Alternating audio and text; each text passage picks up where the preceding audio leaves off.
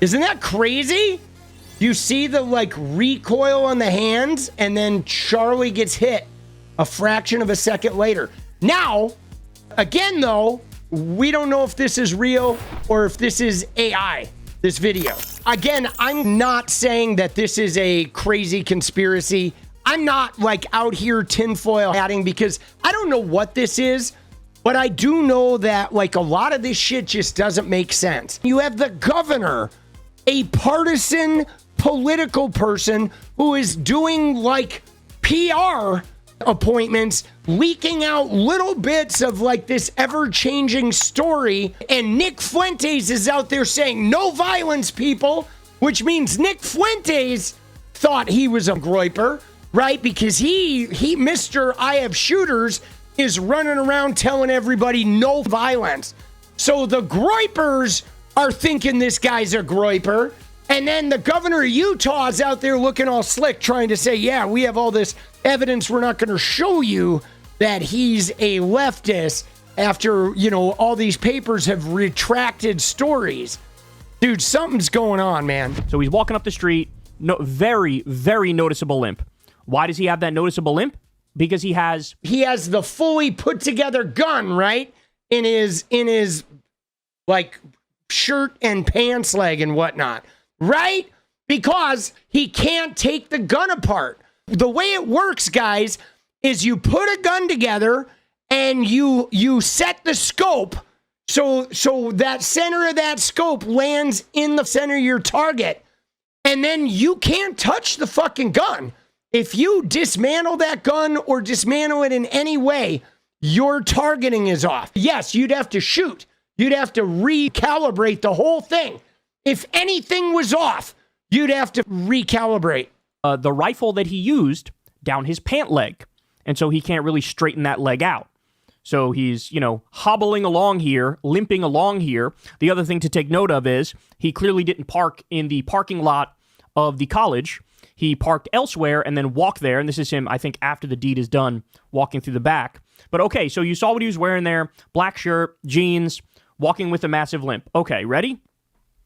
Now, according to the official story, he goes there with a gun, right?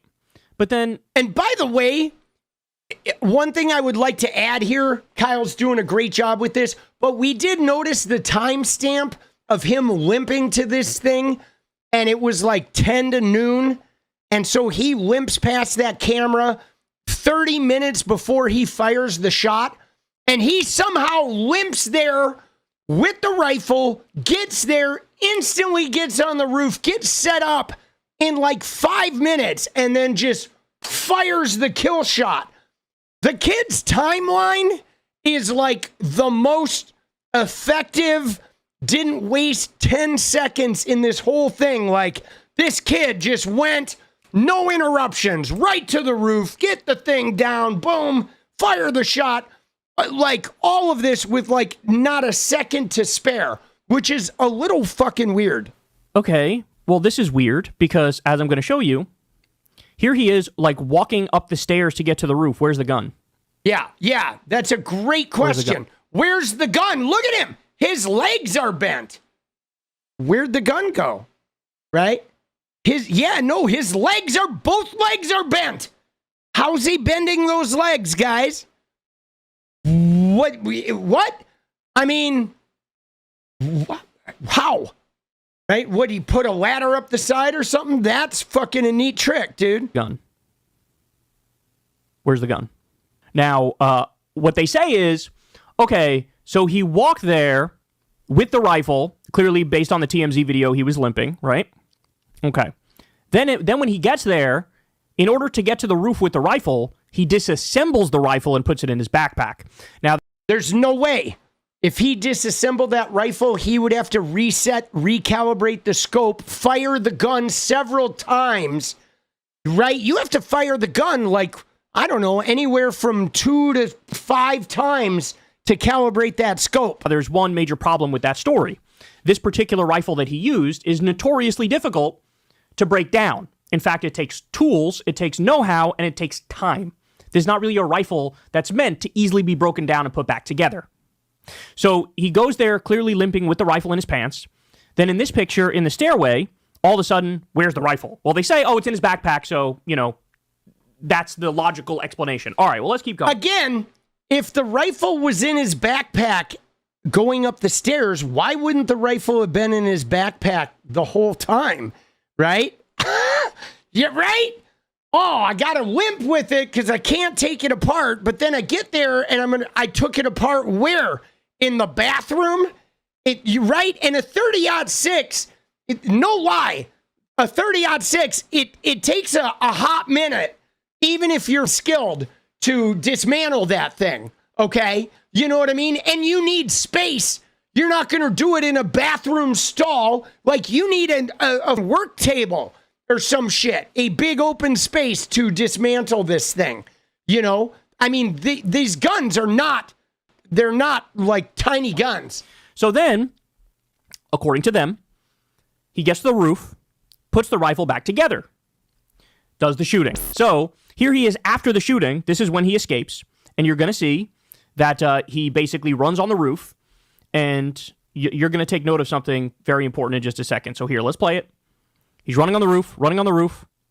Where's the rifle? Yeah, no rifle. Now, we watch this. He jumps down here with the bag, okay? He jumps down here with the bag or whatever, but there is no gun, okay? He had a bag. He had something. It was the backpack, right, that he was, like, carrying or whatever, and he jumps down, no gun. He's holding something, but it's not the size and shape of a rifle. Not at all. Okay, so let me go back. I'll play that one more time for you. So he's running on the roof, and you're going to notice there is no rifle in sight. There's no rifle in sight. Ready? He's running on the roof. There's no rifle there. He's running normal. He's not limping. He's got something in his hand, but it's not the size and shape of a rifle. Okay. Now, here's what they say. They say, oh, well, after he did the shooting, he disassembled the rifle, and that's why he's not running with a rifle there. Okay. All right. Well, then here's the question. The feds also say, we found the rifle in the woods, and it was put together. It was fully put together. So let's recap what Kyle here has illustrated. So the kid assembles the rifle fully calibrated. It's a Mauser 30-06. It's a long gun, okay? And it's you calibrate that shit, and then you can't take it apart without firing it. He puts it in his body, and he limps all the way to this thing in perfect time. He somehow is able to bend his legs going up the stairs, but miraculously, without losing a minute to spare, he gets the gun limped to the place, takes it apart wherever in a mythical hiding spot, puts it in his backpack, bends his legs up to the roof, re-puts it together on the roof, fires the magical next shot without recalibrating it. Okay, doesn't recalibrate it, but it is a perfect shot anyway. Then he disassembles the gun into a bag from the roof, comes running off, jumps off the roof with that bag, goes into the woods a block away, and re-puts the gun together again. Dude, this kid is now taken apart and put this gun together like 4 times in like 2 minutes each time. And then he just leaves it fully there. Dude, that is one cockamamie story, bro. Come on, man. Dude, what the fuck, bro? So according to them, he shows up with the rifle assembled, walks to the school with the rifle assembled, hence the limp with it, with his jeans there. Then he gets there, disassembles it to get to the roof, assembles it again on top of the roof, shoots, disassembles it immediately after he shot. In other words, they say he didn't run right away. He shot, and then he disassembled it, which takes time. Then he runs with the disassembled rifle, jumps off the roof, and then he assembles the rifle back together and leaves it in the woods for the feds to find. I'm sorry, man. That makes no fucking sense. Yeah, dude, there's nothing about that that's believable. And can I just tell you, though, guys, right? Like, again, we have this video. Like I said, I need to find other footage to verify whether this is AI or not. But we have this video that shows the guy in white doing a cap, ear, Then this guy steps forward and does the arm thing, and then you're going to see this guy look like maybe he pulls up a gun, okay? He does, right? He does the cap. Then he does, like, we can just watch this, a fucking... Do you know how many mass cap, there have been ear. There goes the signals. over the last 10 years? Counting or not counting gang violence? All right. Then This is he where I comes really up want and you to does pay the attention. arm. Do you see how this guy right here? He moved in front of that guy. He's actually leaning forward right here, and he's touching his arm so that this guy right here in the white shirt, you can see he's holding the gun right there. It looks like he Watch lifts this. something This up. is terrifying, guys. If I go frame by frame, watch this. So if I back up a little bit, the moment the guy in black Does the arm moved his thing. arm out, watch what happens. This guy when the arm lifts comes his out right hands here, up. watch what happens to this guy. He's not on the wrong side if that bullet is an exit wound. If the hole in the neck was an exit wound, he's perfectly on the right side, right? If that hole was an exit wound. The hands come up. See how he's got his arm up? Now that guy raises his arms, and you can see the gun right here. See, the thing about it is, though, is I don't know if this is AI, this video right here. We don't know if this is AI. Like I said, I have to do some research and see if I can find some footage from this angle. But you'll see. Watch what happens here. It's going to recoil. And then as soon as he gets done recoiling, His Charlie head moves.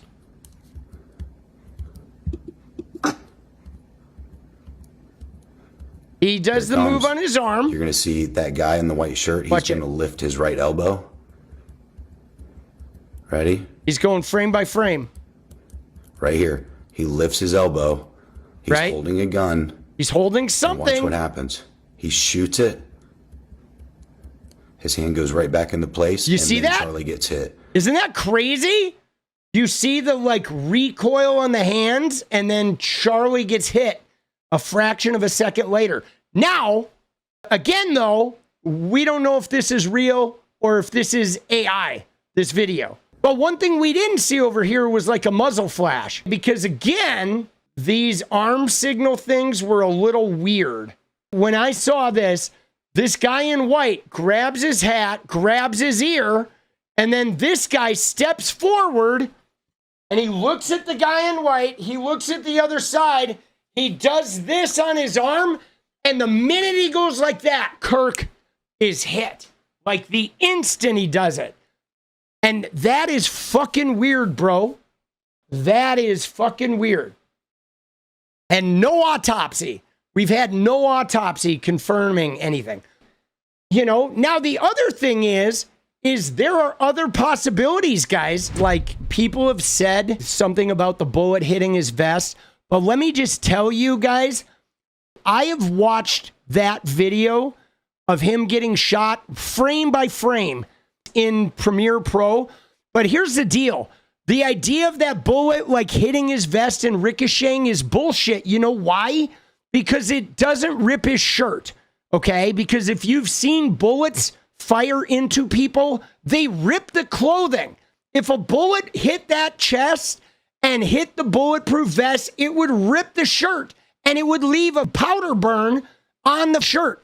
And that shirt, there was like nothing. That shirt was white and clean and not a mark on it.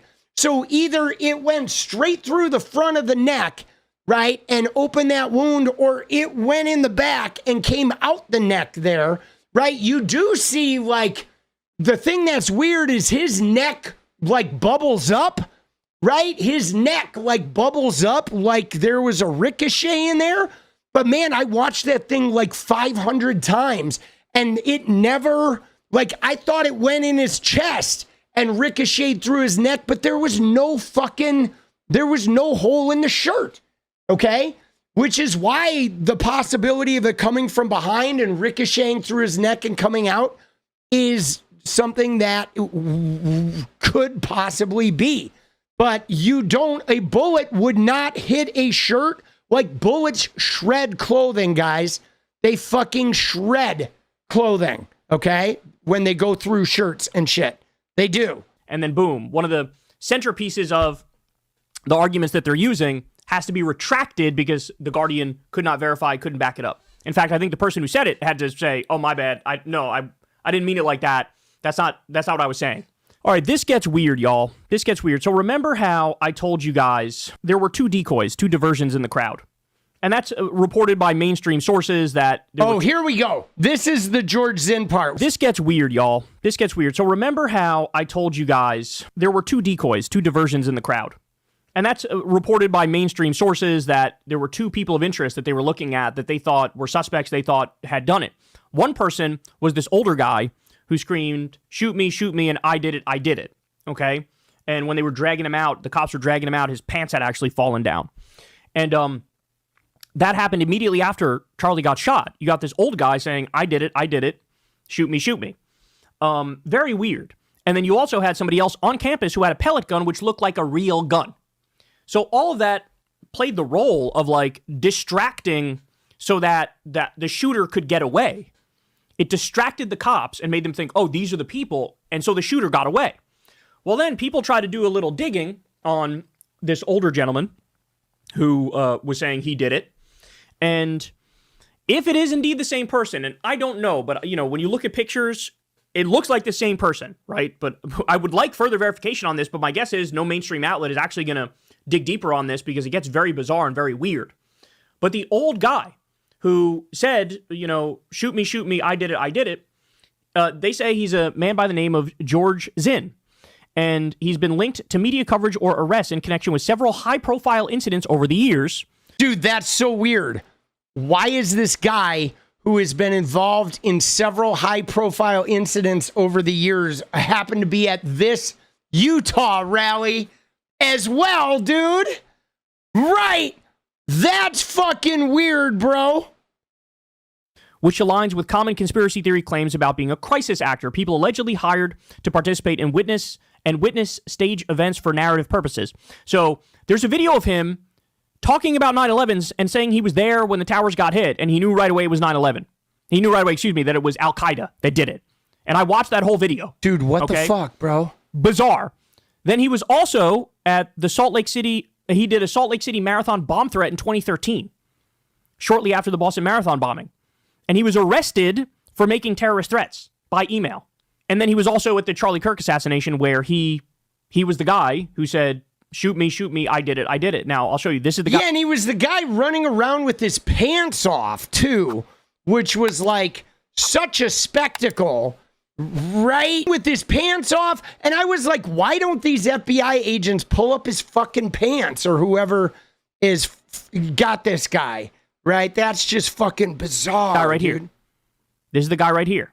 Now, is it possible that these are just lookalikes who are at, you know, these different events and it's not the same person? It's possible. But, you know, I would like, again, other than just conspiracy theorists talking about this online who genuinely have a bad track record and get things wrong all the time, I would like some mainstream outlet to maybe look into this and tell me if it's indeed true that this guy was at all these different places, all these different major events. Yeah, I mean, if he was at 9/11, right, that's an important detail to know. Again, I'm not saying that this is a crazy conspiracy. I'm not like out here tinfoil hatting because I don't know what this is, but I do know that like a lot of this shit just doesn't make sense. And what's been different about this, guys, for me, is I've followed a lot of like high profile murder cases, O.J. Simpson, going all the way back to Ted Bundy, the Hillside Strangler. What's really weird about this, guys, is there's a lot of shit about this that doesn't make sense, but we don't have any spokesperson from the police side. Like every time there's an investigation, there's a police spokesman or an FBI spokesman that is like the point person that answers the press's questions about these events as they happen, talks about when the autopsy's coming out, and talks about this, that, or the other. But all of this has been papers printing shit that later gets retracted. There's been a bunch of misinformation going all over the internet. And you have the governor, a partisan political person who is doing like PR fucking appointments, leaking out little bits of like this ever-changing story, but never really talking about any of the evidence. Oh, we're sure he's a leftist ideology. We have some information from family. But then people who knew him were like, man, this guy's not a leftist. And then there's all kinds of pictures of him doing 𝗙𝗍𝗄𝗏 shit all over the place, right? And Nick Fuentes is out there saying, no violence, people, which means Nick Fuentes thought he was a fucking 𝗙𝗍𝗄𝗏, right? Because he Mr. I have shooters is running around telling everybody no fucking violence. So the 𝗙𝗍𝗄ers are thinking this guy's a 𝗙𝗍𝗄𝗏. And then the governor of Utah is out there looking all slick, trying to say, yeah, we have all this evidence. We're not going to show you that he's a leftist after, you know, all these papers have retracted stories. Dude, something's going on, man. What is up, guys? Thank you so much for watching. If you like the video, you want to support independent resistance media, you know what to do. Drop that sub, hit the like button, and please share it. And we do love our members, so if you want to become a member, it's another really great way to support. Thanks again for everything, guys. I'll see you next time. Let's go.